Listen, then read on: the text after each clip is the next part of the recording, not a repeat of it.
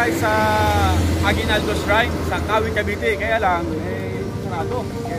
Napadaan na kami at nais namin ipaalam na as of now, temporary close pa yung Aguinaldo Shrine.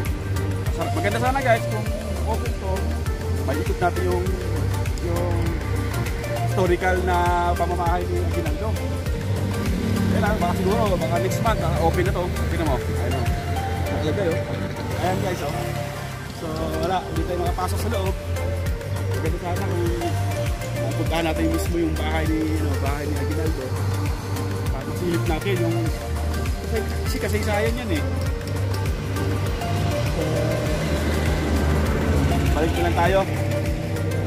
Hanap na lang tayo ng ibang hanap na lang tayo ng ibang historical site na open para at least kahit paano ma-share namin sa inyo kung gaano ba kaganda.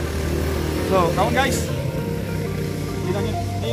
konting video lang guys ha, ipapakita namin sa inyo. Yan, dito ay nasa Barangay Kaingin, Kawit, Cavite. Actually guys, meron palang meron palang parking fee sana, may parking fee.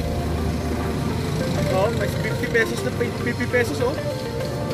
Nakalagay doon, and then 10 pesos per hour. Maganda sana guys kung talagang open siya eh. Kita mo? Dito pala yung guys, dito pala yung Aguinaldo Shrine.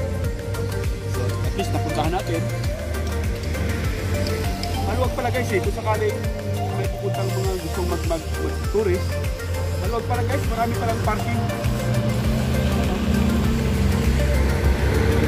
Sa ngayon, hanap muna tayo ng ibang hanap muna tayo ng ibang historical site para ma-share natin. Tara, let's go!